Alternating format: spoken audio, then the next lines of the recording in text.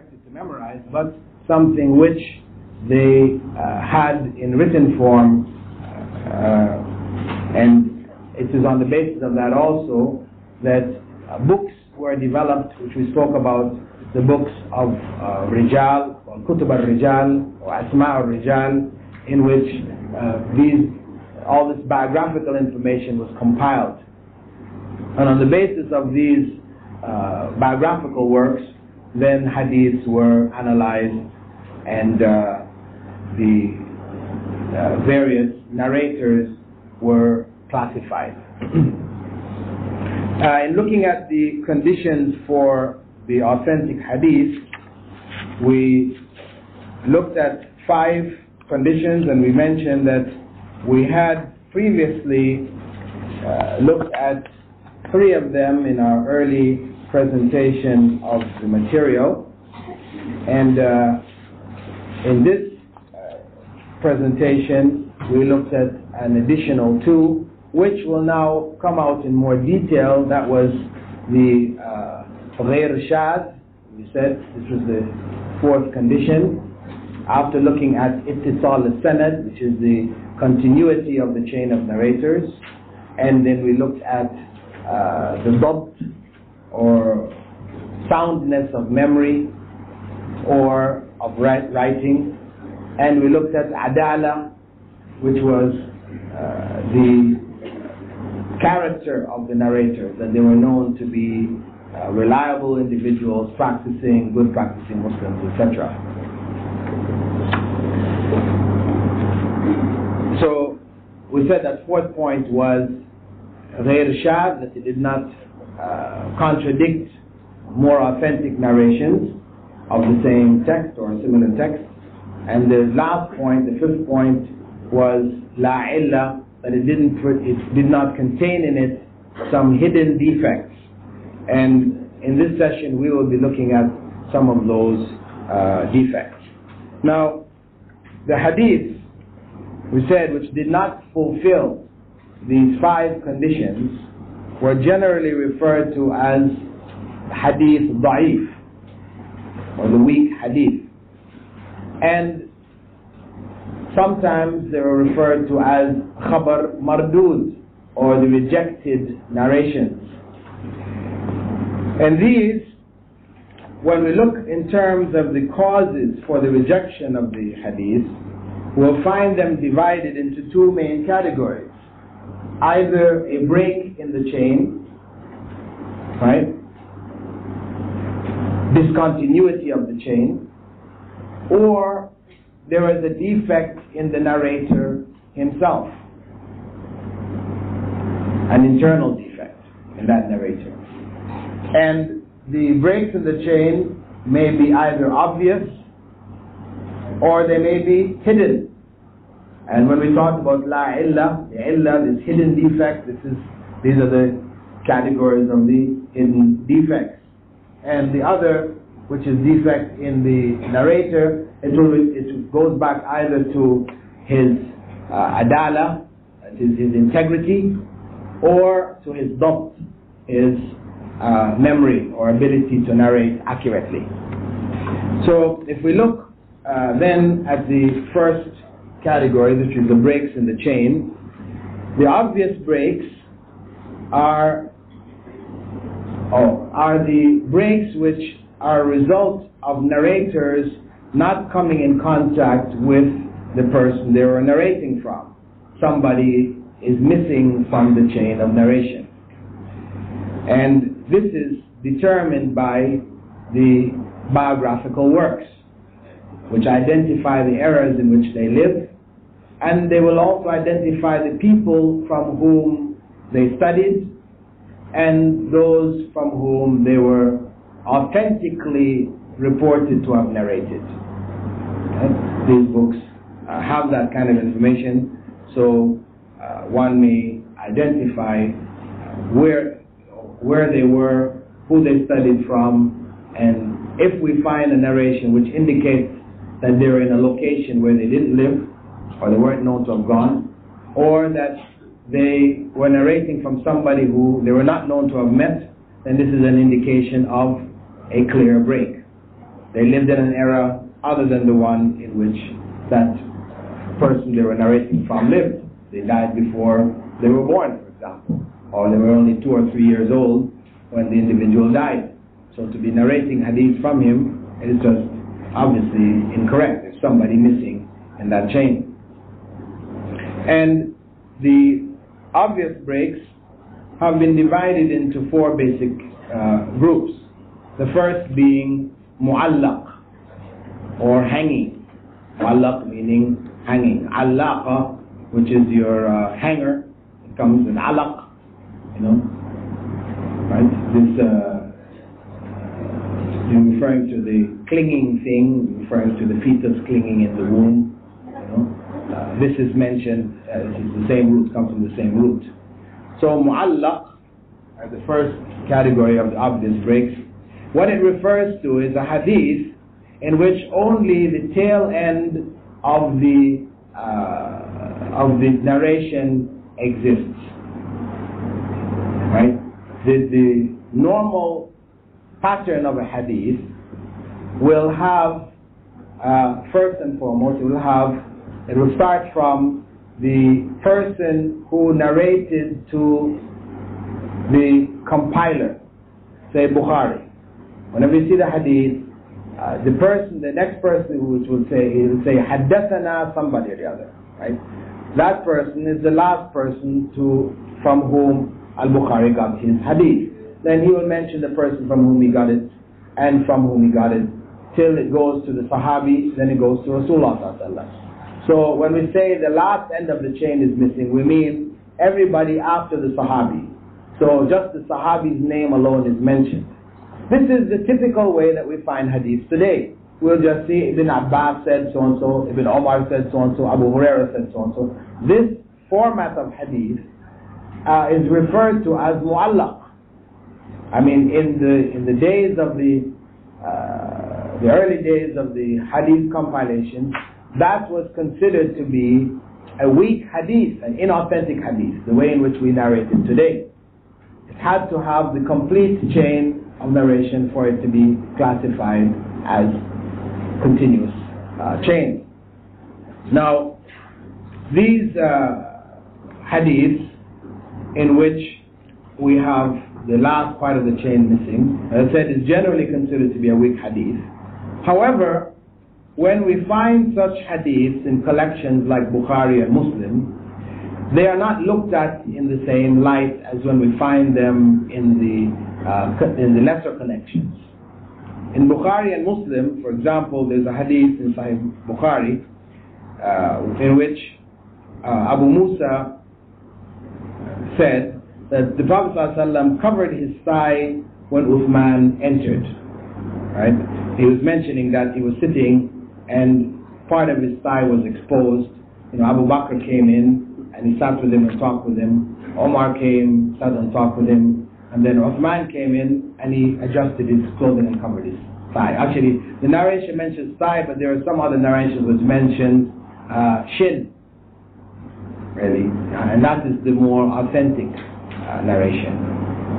And that it was really shin and not thigh. And really, because on the basis of this, you do find some scholars hold that, you know, the thigh or parts of the thigh is not considered to be awrah.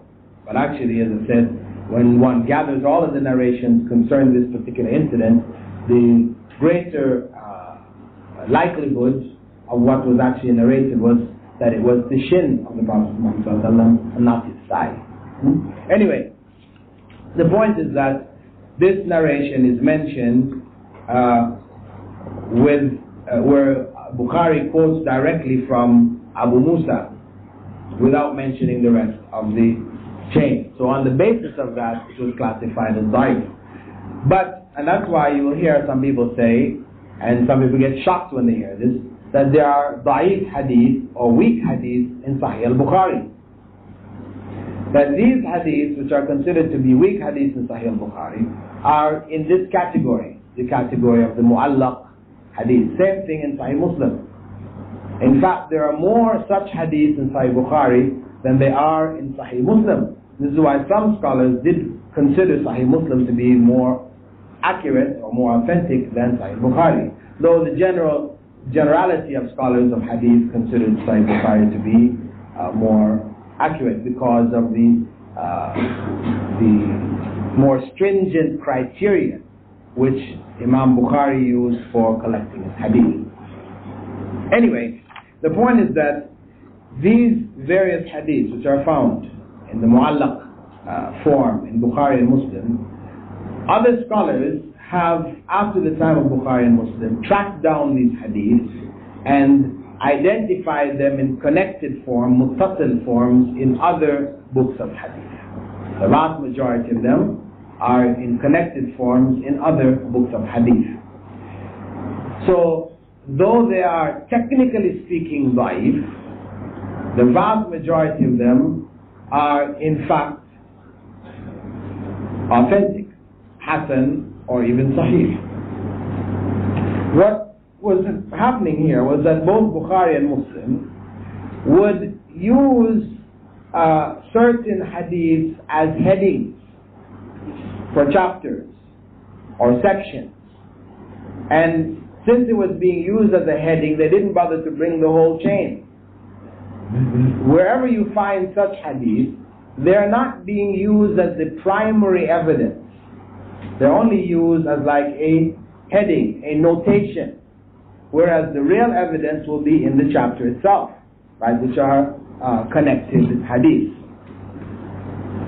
Among those hadiths, for example, is the one also found in Bukhari.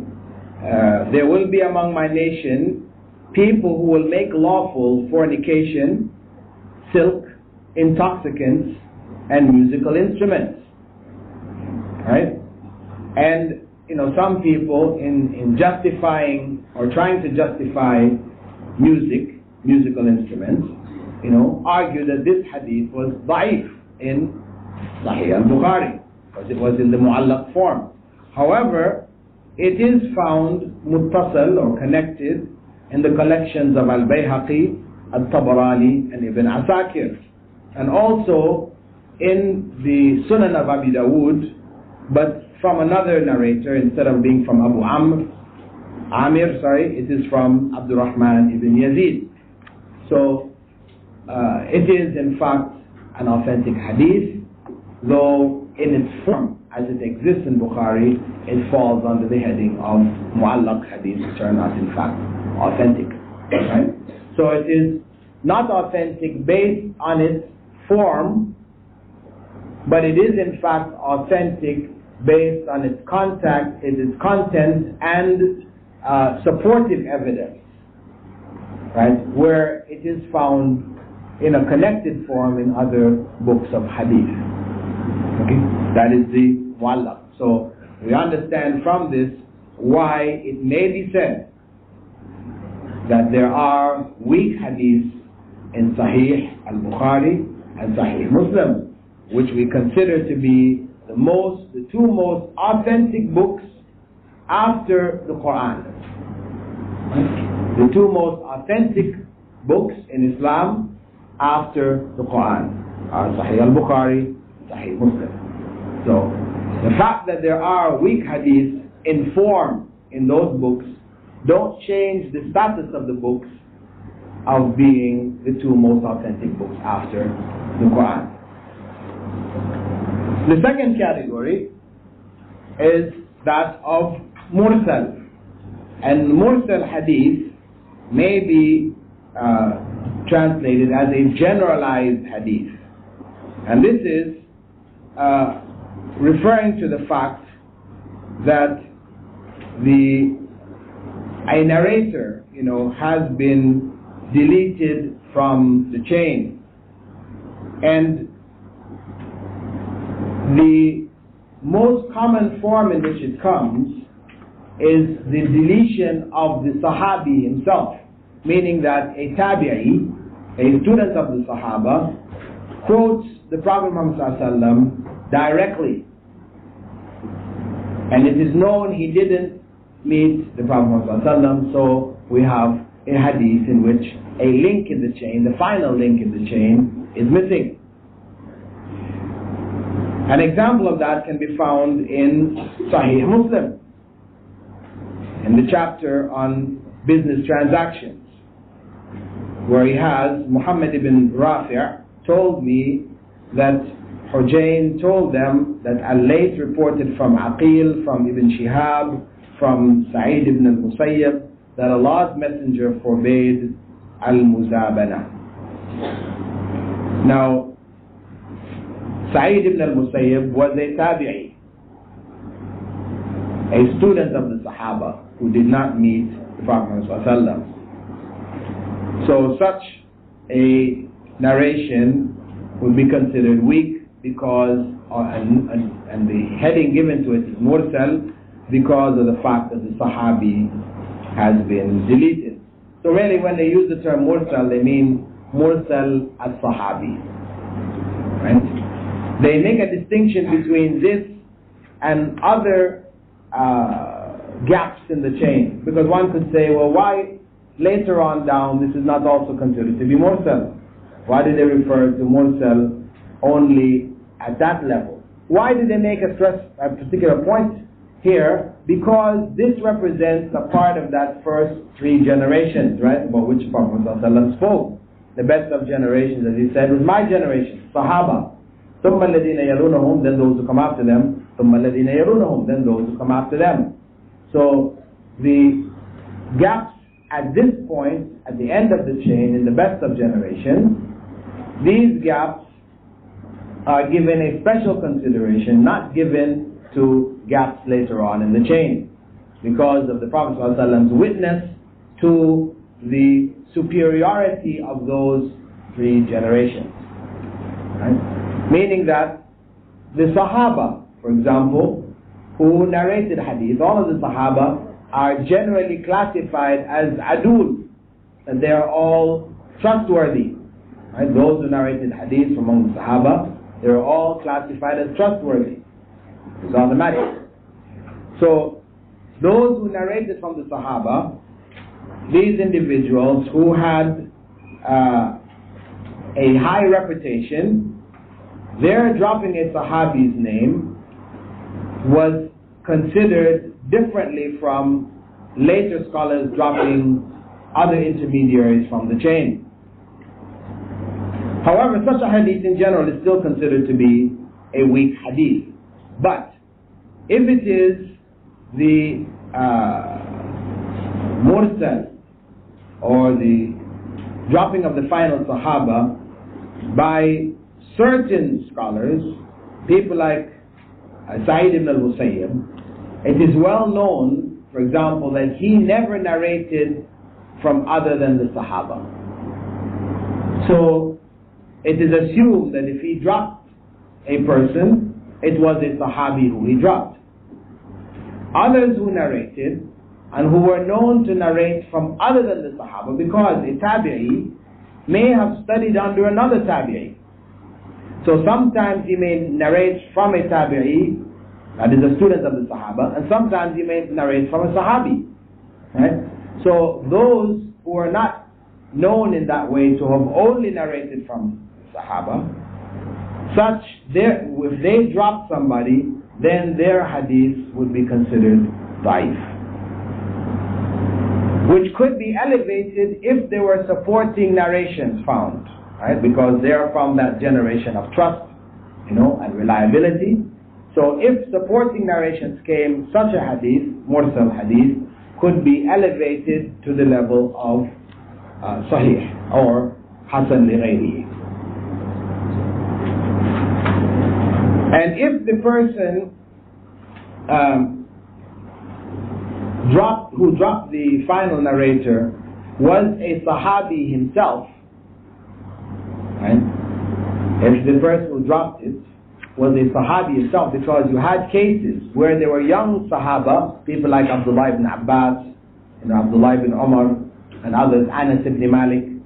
These were all quite young Sahaba, and they used to gather hadiths from other Sahaba who had been with the Prophet ﷺ from the early days. So they sometimes narrated directly from the Prophet ﷺ, and sometimes they narrated from other Sahaba. So if they narrated an incident, for example, how will you know?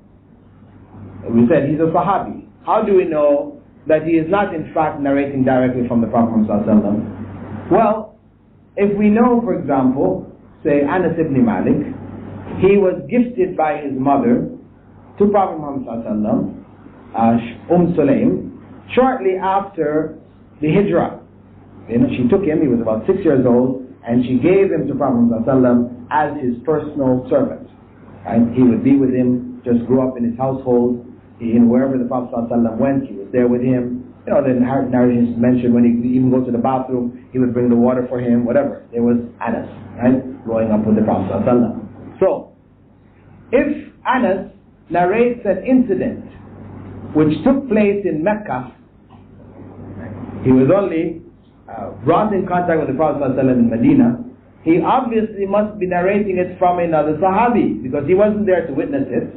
If he's quoting Prophet Muhammad, that's a different thing, because of course the Prophet could have told him things, right? But if he's narrating an incident, it will be assumed that he is narrating it from another Sahabi. So these are the ways and means by which the Sahaba, and Abu Hurairah, for example, he also, because he only joined the Prophet's company for 3 years towards the end of his life. So if he was narrating incidents which took place in the early days in Medina or in Mecca, obviously he got that information from other Sahaba. But if we find a case like this, it is assumed, since all of the Sahaba are adul, or have a high level of integrity, we trust whatever they narrate, then for a Sahabi to delete the mention of another Sahabi from whom he's narrating doesn't affect that hadith. So Mursal from the Sahaba, where a Sahabi is the one who drops another Sahabi, that doesn't make that hadith classified as da'if. It will not be classified as da'if, right? Because it was inconceivable, or we could say it was not the practice of the Sahaba to gain hadith from the Tabi'een. To say to go down to come back up again, that he got it actually from a Tabi'i, who got it from a Sahabi, this was not their route. Whenever they narrated from other Sahaba. Okay, the third category, right? So basically what we're saying is that the Mursal, which is questionable, is the Mursal which comes from a Tabi'i. A Tabi'i dropping the mention of a Sahabi. It is considered weak if that Tabi'i was known to narrate from other Tabi'is. But if, as in the case of Sa'id ibn al-Musayyib, he was known only to narrate from Sahaba, then his narrations were still accepted. Because if a Tabi'i said, for example, I heard from one of the Sahaba that so and so and so and so, without mentioning the name of the Sahabi, this is still considered to be an authentic narration, because all of the Sahaba were accepted as being reliable witnesses. So therefore, whether you mention the name of the Sahabi, or you just mention I heard from a Sahabi, as a Tabi'i, of course a reliable Tabi'i, then that was still an accepted mode of narration, accepted as authentic. So therefore, a Tabi'i who was known only to narrate from Sahaba, and he narrates directly from Rasulullah ﷺ, it is assumed that he was narrating from a Sahabi and dropped the name. And one may ask, why would they do that? Right? Why would they do that? The point is that in the course of teaching, right, scholars, especially that early generation, they're relaying information from Rasulullah ﷺ. Sometimes they're teaching the generation afterwards. Sometimes they will mention specifically, well, I heard it from such and such a Sahabi and so on and so and so. Or somebody asks, well, what do you do in this case? He said, well, the Prophet ﷺ said so and so and so and so and so. Not that he's deliberately dropping out who he heard it from, who said that the Prophet ﷺ said, but just for responding to a particular question. He responds that the Prophet ﷺ said, or the Prophet ﷺ did, when in fact he didn't see or hear it from the Prophet ﷺ. So it was not a deliberate attempt to falsify information, but in the course of teaching, these kind of lapses would take place for speed of conveyance of information. Now, the third type of obvious breaks is called munqati'. Munqati', from qata'a, which means to cut or to break. Irsal, from arsala, which means to send. Mursal comes from the verb arsala, which means to send. Rasul comes from the same root. Risala comes from the same root, something which is sent. The Rasul, someone who was sent. Huh?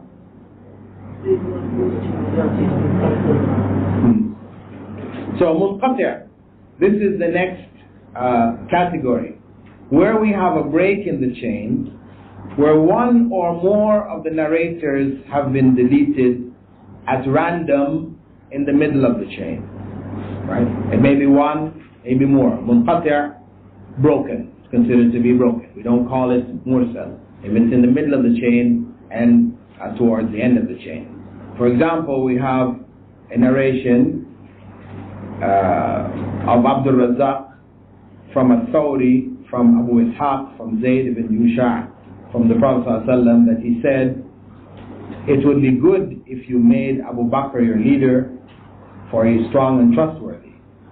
Well, it is known that the narrator, Shuraik, who narrated from Abdul Razzaq, had deleted from the middle of the chain between al-Thawri and Abu Ishaq, because al-Thawri did not hear any narrations from Abu Ishaq directly, but used to hear them through Shuraik, who studied under Abu Ishaq. So these are among the signs. When you go back to who they studied from, who they studied with, this is what's going to reveal, breaks in the chain. Now the fourth example is called mu'adal. Mu'adal. And these are just names for different types of break. Right? Mu'adal, in the case of mu'adal, you have two narrators dropped at any point in the chain. They call that mu'adal. But it's really just another version of munqati'. Right? But the scholars of hadith gave it, where there were two, they gave it another title as mu'adal. Now, if two or more narrators are dropped from the beginning of the chain, then this is referred to as mu'allaq. So really, mu'allaq is a form of mu'adal. Two or more narrators dropped, right, from the chain, the general category. But if it's from the beginning of the chain, then it's considered to be mu'allaq. Right? If it's in the middle of the chain, then it keeps just the name mu'adal. And we can find in al-Hakim, for example, in his book called Ma'rifati Uloom al-Hadeeth, that Qa'rabi reported from Malik that a report reached him from Abu Huraira that he said the Prophet ﷺ had said, the slave should be given food and clothing according to normal standards and not burdened with work beyond his ability. Now this hadith is classified as mu'adal because Malik has deleted here two narrators between himself and Abu Huraira. Malik was not a tabi'i studying under the Sahaba, but a tabi'i. So that covers our basic group of breaks in the chain. If the break is at the beginning of the chain, that is going to the Sahabi, that is called in general mursal. If it is the latter part of the chain, leaving only the last narrator, the Sahabi, that's what we call mu'allaq. Okay? If it is a break in the middle of the chain, one person missing at random throughout the chain or in any place in the chain, that's what we call munqati'. And if it was two or more people missing in the middle of the chain, we call it mu'adal. The other type of break is the hidden break, right? And this is where we come into the issue of the fifth condition for sihha, or the fifth condition for authenticity, that it does not contain any hidden defects, among them the hidden breaks. The first category of the hidden breaks is called mudallas. Mudallas, coming from dallasa, which means to fake, right? Tadlis means faking, right? Or mudallas we may call counterfeit. Now, dallasa, which means basically means to hide something, right? Especially when people are selling things, to hide it, the defects of a product from the buyer, they call this dallasa. This form of defect may be in either the chain itself, they call it tadlis as-sanad, or it may be in the case of the person who is narrating. They call that tadlis as-shuyukh. Now, tadlis as-sanad has two basic forms. The first is where a narrator narrates something which he did not hear from someone who he studied under in an ambiguous fashion. He narrates something he didn't hear from somebody who he actually studied under, and he uses an ambiguous fashion to narrate it. Meaning, he uses among the terms an, and so a narrator narrates something which he didn't hear from someone who he studied under, right, in an ambiguous fashion. Remember we talked about people finding books, right? So somebody may have studied under this teacher, and he found a set of books of the teacher containing information which he didn't hear from the teacher, but he narrates it in an ambiguous way as if he heard it from the teacher. This is called tadlis as-sanad. In the actual chain of narration, there is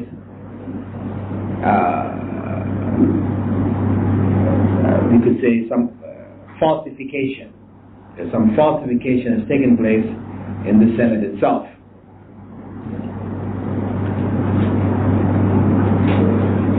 And how these things were known was that where a narrator narrates, people would sometimes question them if they had doubts.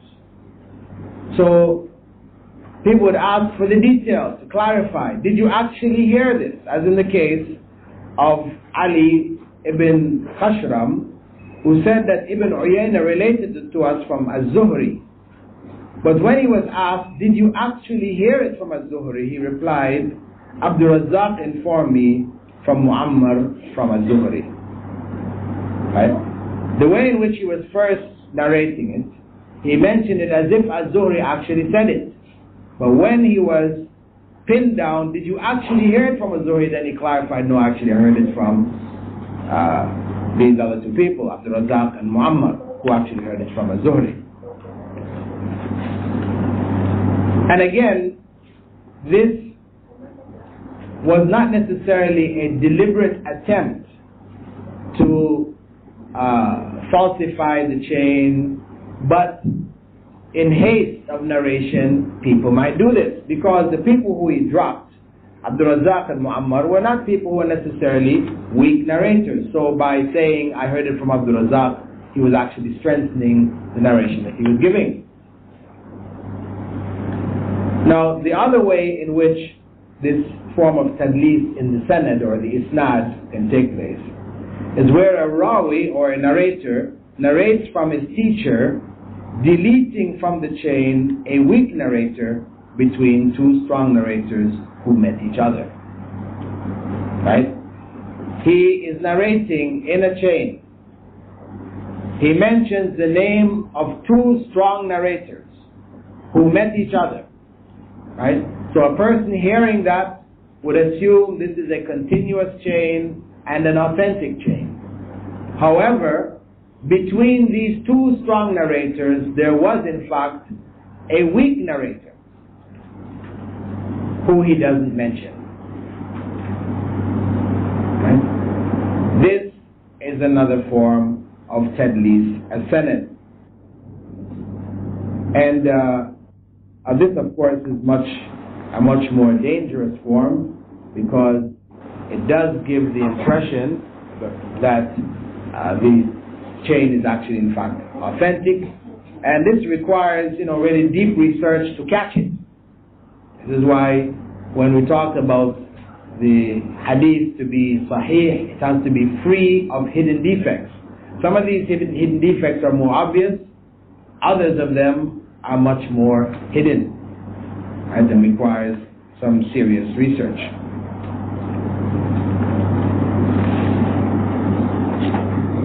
Now, the other form of tadlis is called tadlis al-shuyukh. And this is a case where a narrator narrates the hadith from his teacher, which he heard from him, but he uses a nickname of that teacher, which was not the name that he was well known by. Right?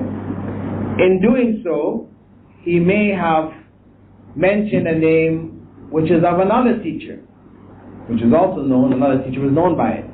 A person looking at that chain of narration may think that this chain is a strong chain because the name that he has used is that of somebody who has been classified as the highly reliable narrators.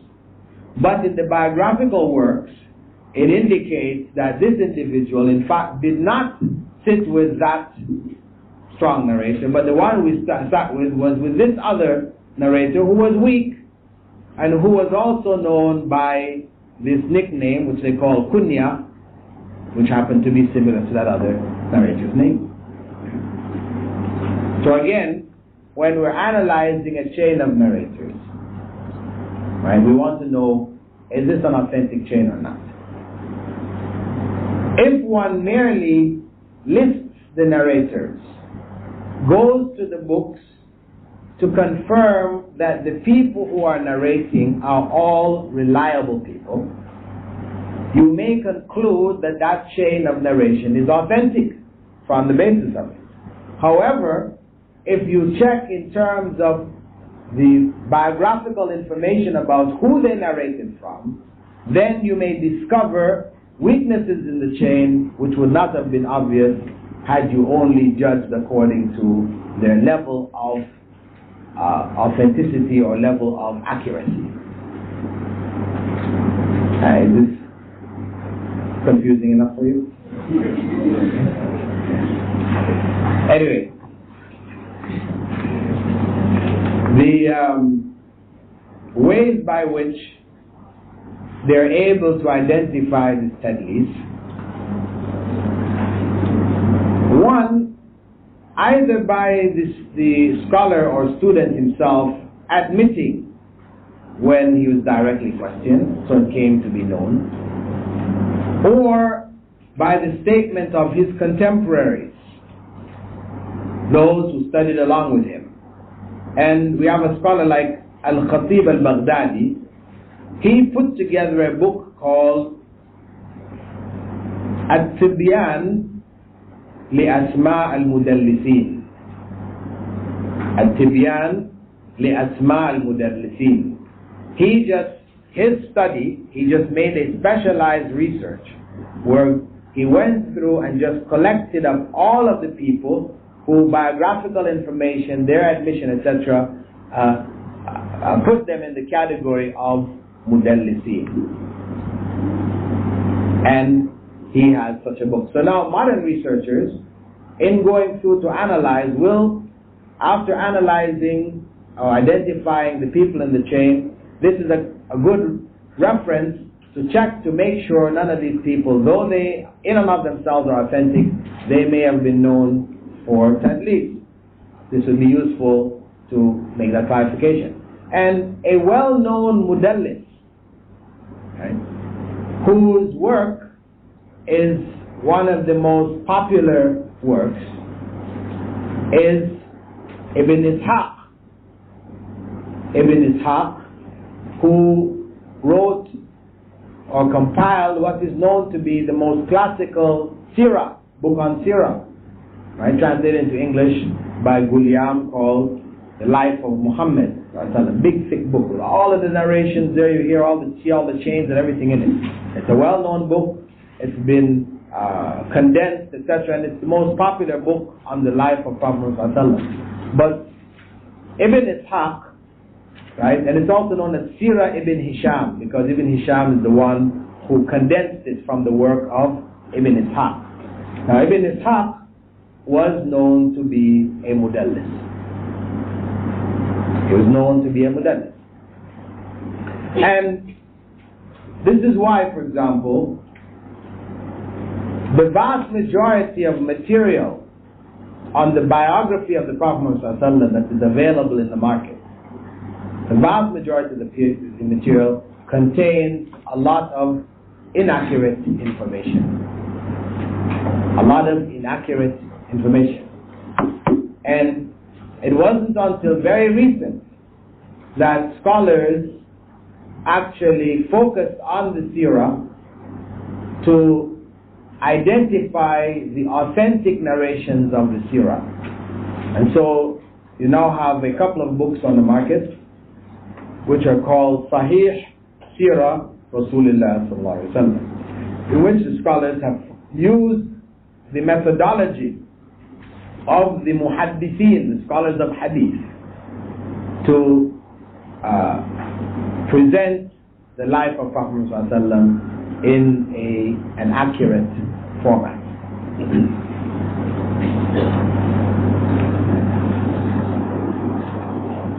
So, comment some of the stories that people are quite familiar with about the time when the Prophet ﷺ was being born, that a light shone from the parts of his mother Ameenah, and it lit up the horizons, and that the temples, the Zoroastrian, the fire in the temples of the Zoroastrians went out, and that the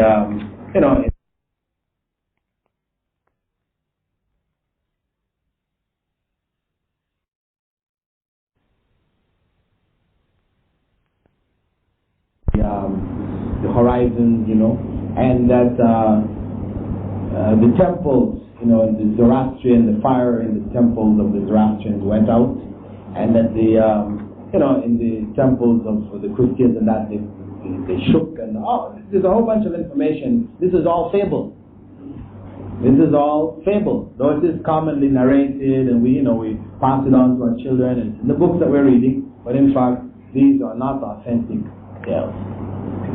And even that, the angel came to his mother, Ameenah, prior to the birth. All this, the vast majority of that information is not authentic at all.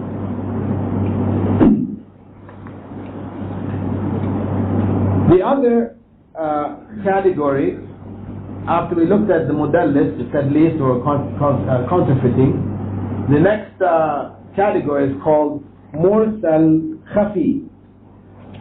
We looked at mursal over this side, the obvious breaks. These are obvious. This is the mursal where it is obvious that irsal has taken place. While the mursal khafi is a very, very fine distinction between what we call tadlis al-sanad and this mursal khafi. It's very fine. The difference is basically, if we say the mursal khafi is that someone narrates something he did not hear from someone whom he met or who was his contemporary using a terminology implying that he heard from him, this sounds just like Tadlis al-Sanad. The difference is, in Tadlis al-Sanad, the person who is doing that is narrating from somebody who he studied under. In the case of Mursal al-Khafi, he is not narrating from somebody who he studied under. This is the difference between the two.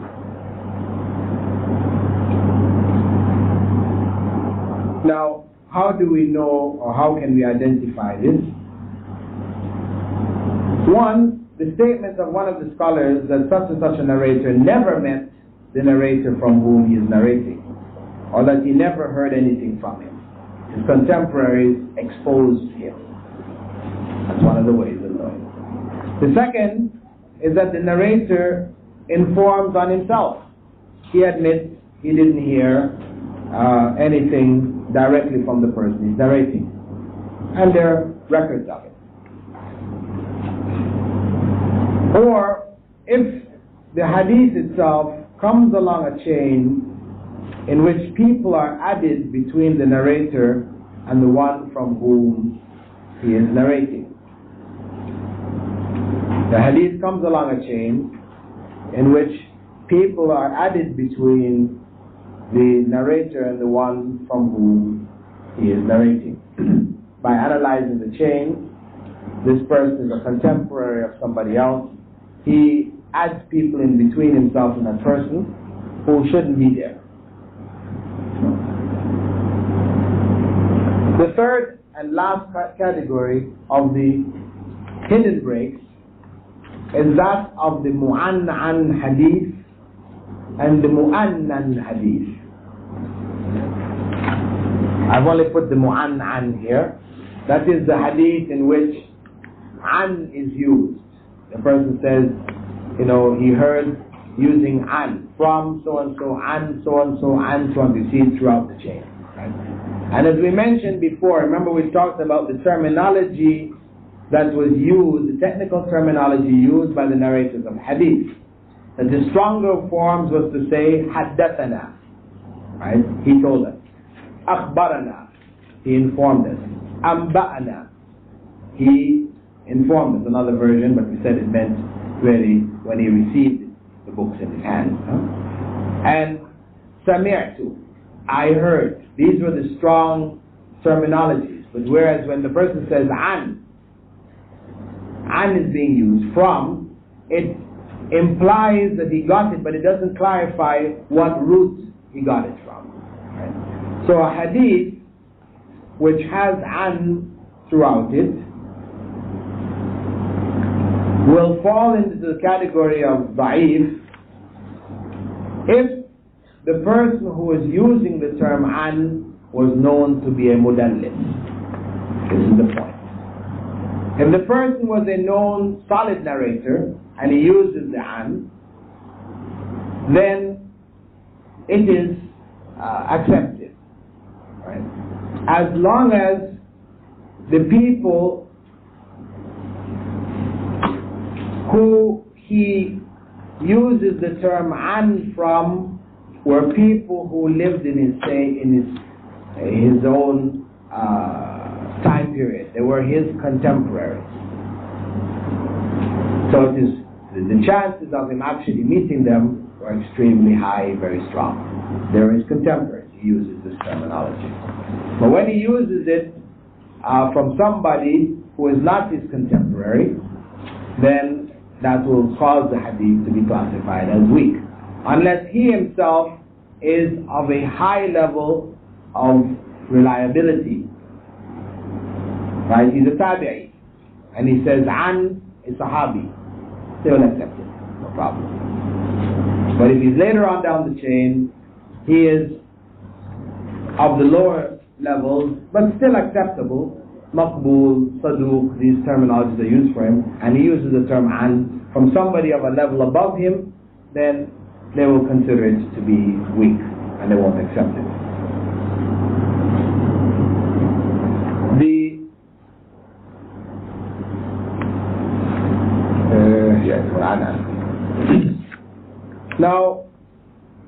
we come over the mu'annan, you know, is using the conjunction anna, that.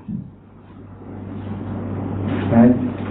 That it is considered the same as an, following the same conditions, same principles governing it.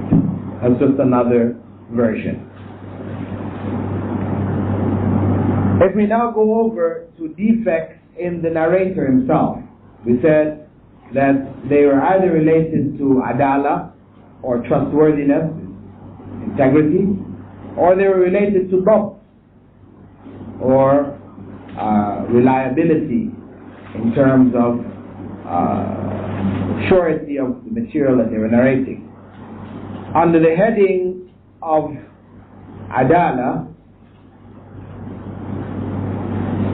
if a narrator was labeled either a liar, kadhab, or he was accused of lying, muttaham bil kadhib, or uttuhima bil kadhib, or he was known to be immoral, drank alcohol, he committed any of the major sins, or he was known to be an innovator, he's introduced principles into the religion which are not a part of it, or he is himself an obscure individual, not known. All of these defects, obscure, the term used for it really is majhul, all of these defects will automatically cause the hadith to be classified as dhaif.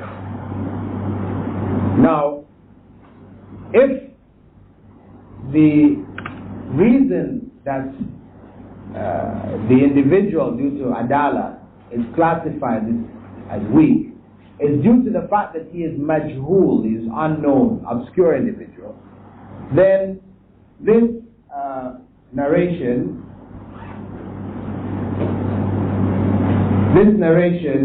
may be reclassified as hasan li ghayri, though it is initially dhaif, if there are supporting narrations through other channels which confirm the same statement. Because he was just majhul, unknown. And he still remains a majhul individual, who whenever he is found in a chain, that hadith will be automatically classified as dhaif. If supportive narrations come, it is elevated. If no supportive narrations come, it is left as dhaif. Similarly, if the individual is a narrator, an innovator, we said, if what he is narrating is in the area of his innovation, so for example, he was an innovator, he's among those who said that we are what they call majboor, that we have no choice. We have no free will. There were those who made this claim, right? And a number of people accepted it, because there are narrations, if you take them by themselves, they may indicate it. For example, the hadith in Sahih Muslim, in which Prophet ﷺ said that a person will do the deeds of the people of paradise throughout his life, and shortly before he dies and will go to paradise, the destiny would catch him, and he would start to do the deeds of the people of hell, die doing those deeds, and be cast into hell because of it, and vice versa. A person will do the deeds of the people of hell throughout his life until he reaches a boat's length away from hell, just before he's going to die. The destiny catches him, he starts to do the deeds of the people of paradise, he dies doing those deeds, and he's put in paradise for it. What does this imply? It implies really we have no control. We are without free will. Right? We're like robots. Puppets. This implication is there. But if we take the many other hadiths which address issues of choice and Allah's attributes of being just, that He is not going to punish a person if they are not held accountable, right? If they have done a mistake for which they're not held accountable, they're not punished for it. So when we put all of that together, then we realize that we must have a choice here. The whole issue of judgment only makes sense if we have a choice. If we have no choice, then what is the point of the judgment? Allah will destine for us to do wrong and then punish us for doing wrong. That's fair. So anyway, the point is that some people got caught up in this idea that we have no choice. Right? Blind destiny, as they say. And you will hear people saying that today inadvertently. When they will say, for example,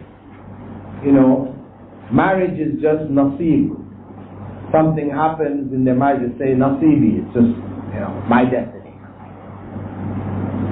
But in other words, they'll talk about it. The person that you were going to marry was already written, and you have no choice but to marry that person. It's already written. To a certain degree, there is truth to it, in that everything which will take place was written. But what is written is the choices that you're going to make. Not that Allah put in the book, you are going to marry this person and is going to force you to marry this person. What's the difference? The difference is that one indicates the knowledge, the pre-knowledge of Allah of everything, and your free will is intact. And the other one indicates that there is no free will, and we are just puppets doing what Allah is forcing us to do, and He will then judge us and punish us for things we had no choice about doing. This is the difference. Practically speaking, we can say in both cases it's written, and what is written happens. But when you get into the fine difference, there is a distinction here, because in one case we make Allah unjust. Of course, their argument is that justice is only applicable to the creation. Since everything is Allah's, He can do with it as He pleases. Who can say He is unjust or is just? We don't have the right to say that. This is their argument. Of course, they have a set of arguments that come along with it. But the point is that this was considered to be an innovation. The Sahaba, the companions of the Prophet ﷺ, did not understand destiny in this way. They recognized we had a choice, and they recognized destiny at the same time. And as Omar radiallahu anhu, on one occasion when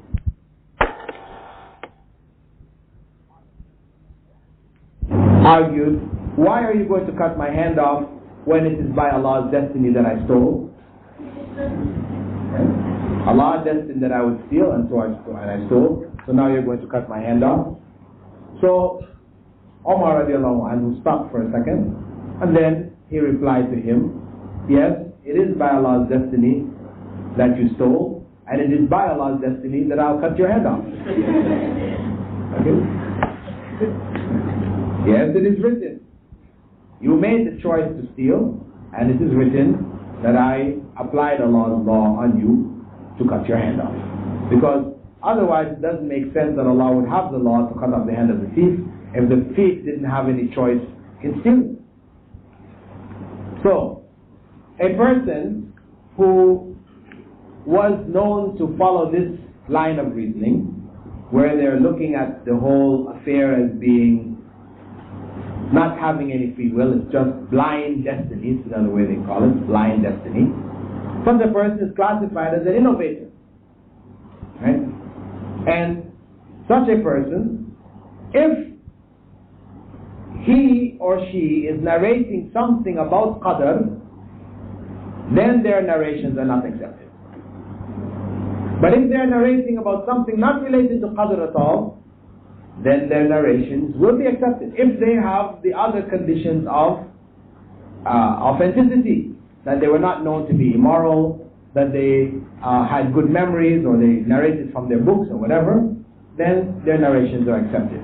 So this principle of not accepting what they narrate in the area of the area in which they innovated, this is just a you could say a precaution that the scholars of hadith took. Even though what they're narrating may be in fact be true, but just the fact that they deviated in this manner, and there is a doubt here that maybe they are presenting something to support their deviation, they're not telling it quite like it was, then just because that doubt was there, they would not accept their narration. So those who narrated, so for example, this narrator may have narrated something on Qadr, and the hadith is classified as da'if, but then we find another chain in which that same information has been transmitted by people who are not known to be innovators, then that hadith, which was initially classified as da'if, becomes elevated to the level of Hasan li ghayrihi, possibly to Hasan, depending on the strength of the chain, the rest of the chain, even up to Sahih. It could go actually from da'if all the way up to Sahih. It has that possibility. Okay? However, if the person was known to be a liar, right? Another case, this person was a known liar, or he was accused of lying,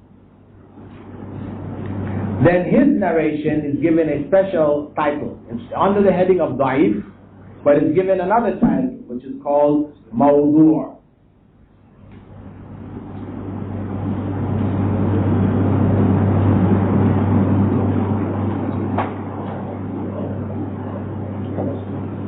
Mawdu', fabricated, classified as fabricated. It's under the general heading of da'if, right? Because all these are weak hadith. These are the factors for the adala here. It is a weakness, a defect in adala. Right? Don't look at adala as being the factor for weakness. It is the weakness in the adala which then makes the hadith classified da'if. Now, if it is due to the fact that the individual was a liar, then that individual's narration is reclassified as under the general heading of da'if. It is reclassified as mawdu'. Now, once a hadith is classified as mawdu', fabricated, then it can never be elevated. Even if another chain comes along, which is in fact carrying the same information, that hadith remains mawdu' and cannot be used. Okay? This is the special class of da'if which cannot be elevated, cannot be raised. Status, because of the seriousness of that weakness. And there are a number of such hadiths which people quote regularly. Among them is the hadith, "Utlub al-ilm walau fi as-Sin." Seek knowledge even unto China. This is a mawdu' hadith, fabricated. Seek knowledge from the cradle to the grave, fabricated. Even though the idea and the concept may be very good, but it is a fabricated hadith. It should not be ascribed to Prophet Muhammad sallallahu alaihi wasallam.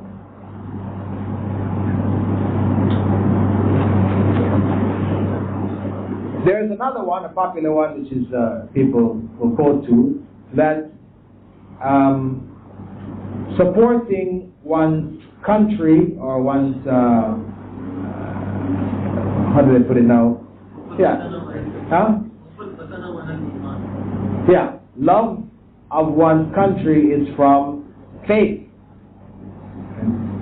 حب الوطن من الإيمان. Loving one's country is from faith.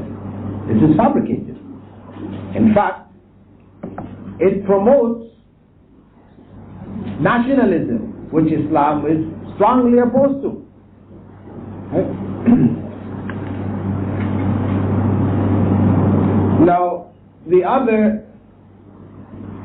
The other area of weakness, which relates now to dabt,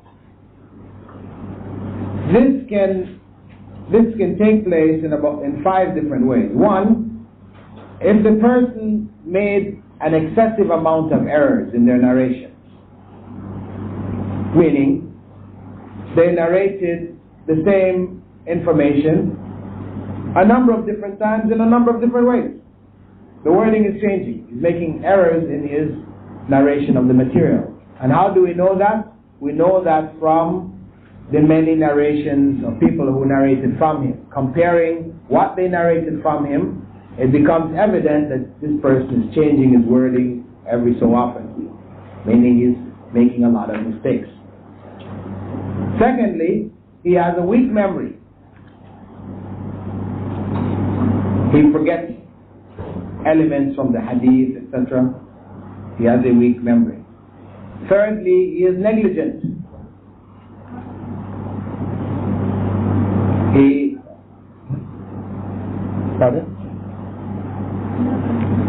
He's negligent, meaning that he drops, for example, people in the chain.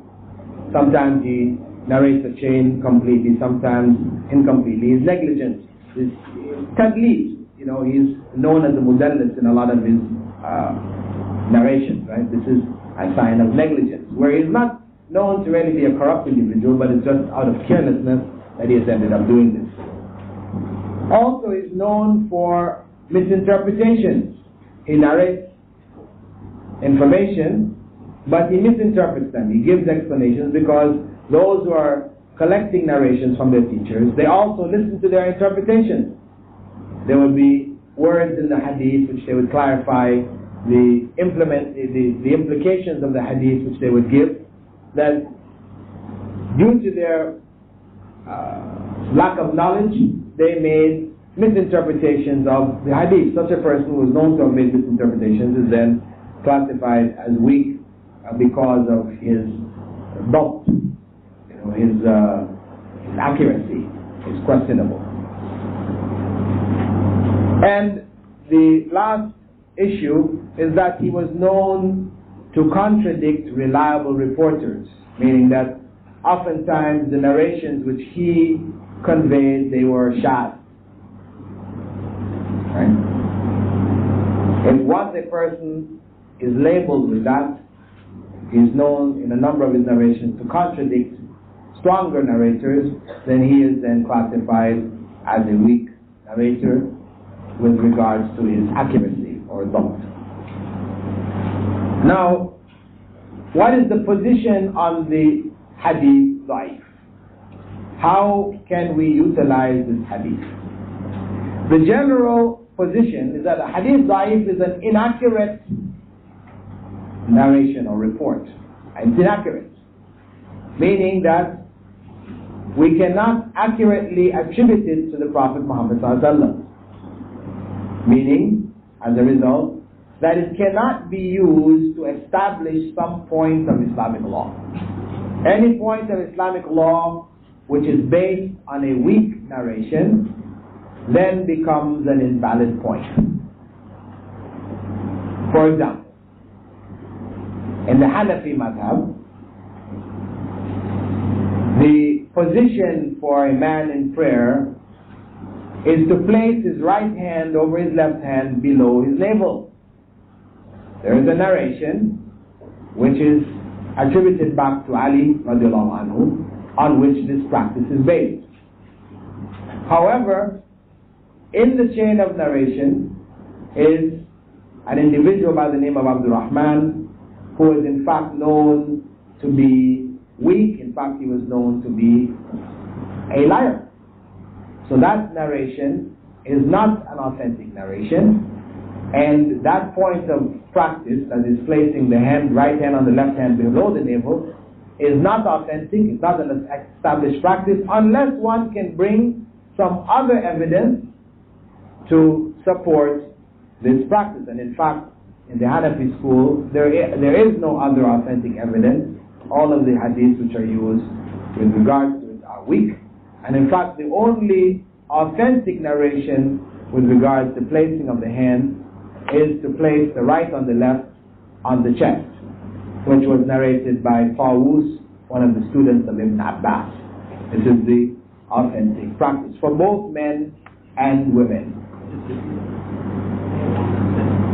Pardon?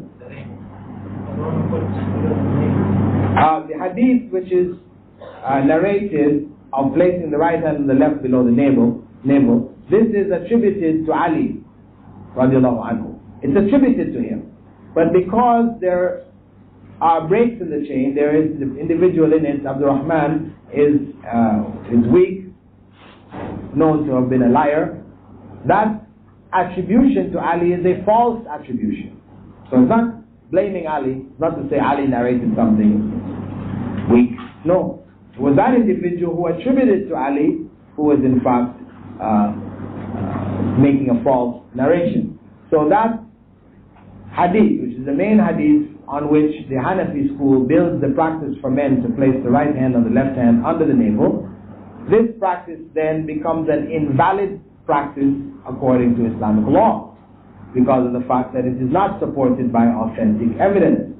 And the only authentic hadith on the subject is one narrated by Tawus, right, the Tabi'i, one of the leading scholars, students amongst the Sahaba, who narrated from Ibn Abbas that the correct position of the hand in Salah is the right hand on the left hand on the chest. Right? Now, how the right hand on the left hand sits, there are various narrations describing it. Whether it was right hand over hand, right hand over wrist, right hand over forearm, these are all related narrations. Whether the hand is placed or whether it is held, I mean, these are all variations the Prophet ﷺ did. But the place in terms of positioning on the body is correctly on the chest. And of course, the chest doesn't necessarily mean, as some people have taken it to mean, that they're going to put it up here. You see? You know, they feel that this is placing it on the chest. Well, yes, it is on the chest, but I mean, if that's how you feel comfortable in praying, then no harm. But to insist that this is the way, no. Because the chest is that region which starts from where your stomach ends, you know, where the rib cage, everything above that whole region there is considered to be chest. So wherever you put it there, you know, it's fine. Now, you find the Malikis, for example, in the Sudan, they may place it over, there's some place, of course, hands at the side, that is definitely no hadith sahih or substantiate that at all. But those who place right and left in prayer, you'll find many of them, they will do it this way, right? And you ask them, why are you doing it this way? They say, well, you know, it's covering the heart, right? This is the rationale behind it, you know? You know, and people, when they greet and they shake hands, you know, Assalamu alaikum, and then they touch it on their heart, right? They say, I'm taking that salam to the heart. So these practices, of course, we don't have any authentic narration to support this practice, you know? I mean, if you as an individual, you know, did it on an occasion, that's one thing, right? But once it becomes a practice, a standard, then we have involved ourselves now in innovation, right?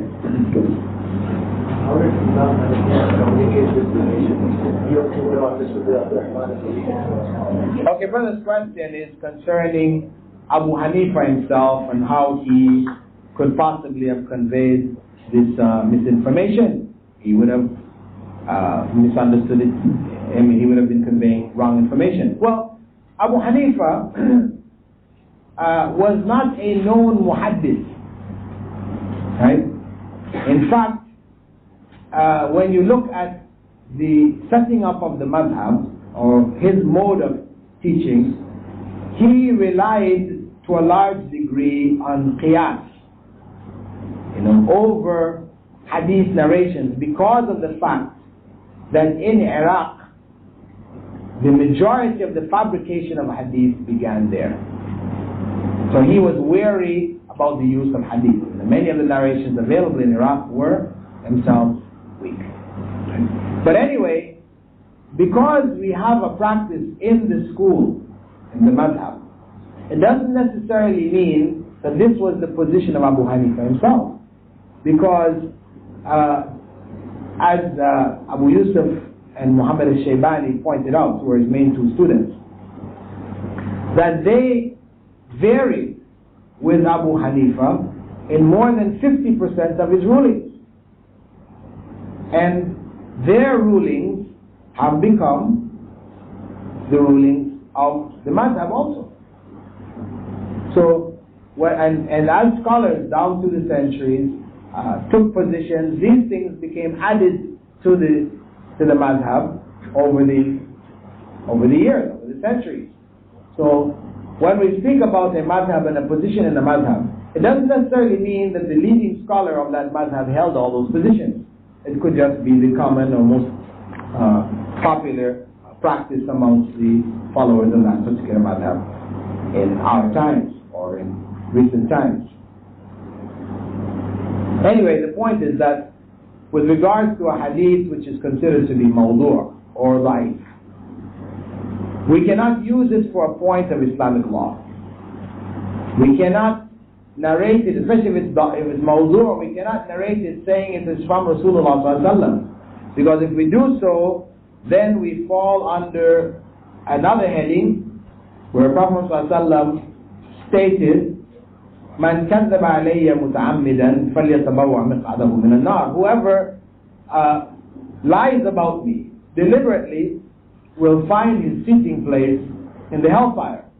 There's a severe warning which the Prophet ﷺ repeated under a number of occasions, and as a result of which, when we talked about those who narrated from Prophet ﷺ, the total number of companions who narrated from Prophet ﷺ, we pointed out that their numbers were quite small, 1,060 or so, in relationship to the tens of thousands that actually were with him in the last pilgrimage, who were, as his companions. A very small portion amongst them.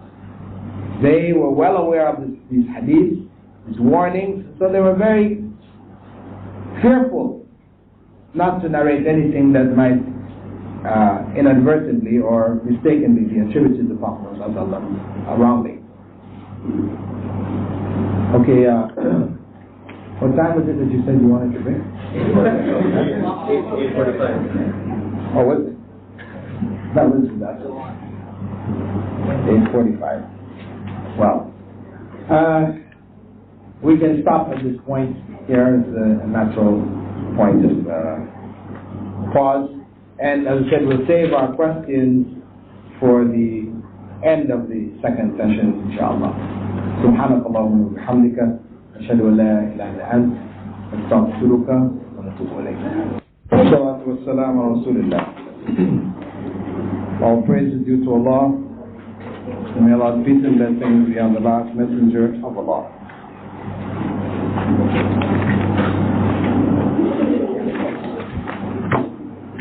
In the previous session, we completed looking at the rejected narrations or rejected reports, khabar al-mardud, or the da'if hadith. Except that at the very end of it, when we're talking about fabrication, the fabricated hadith, and how such hadith can never be elevated, we also needed to look at the ways by which these fabrications may be identified. The one which I spoke about most commonly was that of a liar being in the chain. So how does one know that such and such a person is a liar?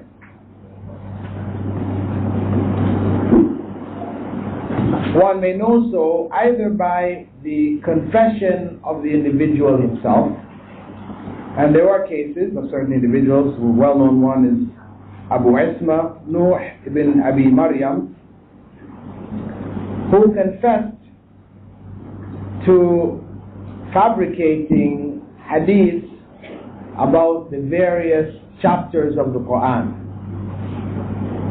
and attributing them to Ibn Abbas. When he was questioned about this, he said that he found that people were getting so much involved in fiqh that they were neglecting the Qur'an. So he fabricated these hadiths about the various chapters of the Qur'an to encourage people to read the Qur'an more regularly. Right? He admitted it on his deathbed. The second way is where we have an indirect, not a direct confession. Yeah? The second way is where we have an indirect confession, when a person is asked about his date of birth and he gives a date of birth which is after the death of his teacher, or the person who is supposed to be narrating from. He didn't meet this person, so it means that he is lying. He lied. It's considered to be an indirect confession. The second method, first method was a direct confession, where a person on his deathbed or whatever, trying to clear the record before he passes from this world. You had people, a number of people who did that. They admitted fabricating hadith. And among them, of course, is Surah Yasin. All of the hadiths which talk about the virtues of reading Surah Yasin, they are all fabricated. Every last one of them. Yasin is the most popular chapter, of the Qur'an, surah in the Qur'an for the mass of people. And you have all kinds of hadith. Ones that would say, for example, everything has a heart. And the heart of the Qur'an is Yasin. Fabricated. And it says that read Yasin to your dead. And people who are dead, right? People who are dead and dying, read Yasin to them. It will ease the passage into the next life. Fabricated. So on and so forth. All the rewards that are mentioned about reading Yasin, there is nothing authentic on Surah Yasin. Okay, either it is weak or it is fabricated. The third way is what they refer to as circumstantial factors about the narrator, which indicate that the individual is a liar, in that he, for example, may be a Shiite, and he's narrating information about the descendants of the Prophet Muhammad, exaggerated claims about them, and it's exposed, or it's come to know that he was amongst the Shiites. So these are among the signs which indirectly point to a liar. And there may be circumstantial factors in the hadith itself, wherein the text which is being narrated has in it grammatical errors. It's inconceivable. And Prophet Muhammad, made these statements because they're grammatically incorrect. Right? Or they contain information which contradicts the basic senses. What our senses tell us quite obviously, and this information contradicts the basic senses tell us. And thirdly, where it contradicts the obvious meanings of the Qur'an. These are among the signs of fabrication in hadith. Now, when we look at the reasons for fabrication, they have been put in four main reasons. The first one is referred to as false piety. False piety. This was the case of those who fabricated hadith about the Qur'an or other things about Islam, which was in order to encourage Muslims to do these things. Right? You have hadiths which are fabricated about different locations, going to different places. These fabrications were to encourage people. These locations may have special reward or reward attached to them, so they fabricated to further encourage people to come. And these people, when they were questioned as to why they did it, and the Prophet ﷺ had said, "Man kadhaba alayya muta'ammidan, man kadhaba alayya," whoever tells a lie about me, alayya. They said we weren't lying about him, we were lying for him. Kadhabna lahu. We told a lie for him, supporting the religion, not lying about him. But of course, this was a major error. We don't have any justification for this, no matter how good our intentions may be. This is actually promoting the idea that the means, the ends justify the means, right? And in, for example, that well-known book, Tabligh Nisab, you will find in it many fabricated narrations. Many. But people have argued that, they're encouraging people to do fadail al-a'mal, right? And there is a point which concerns weak hadith, where some of the scholars did differ, right? Imam Ahmed, for example, he preferred using a weak hadith over using qiyas.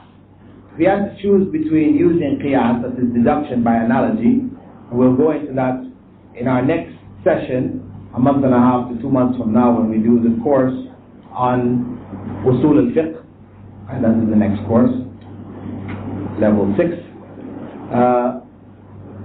This principle of qiyas, where we deduce rulings based on earlier rulings, on issues that we don't have information about, we don't have a ruling on, or we have issues which there is already a ruling on, and they share in some characteristics, so we take a ruling from the past and apply it on something in the present. We call this qiyas, right?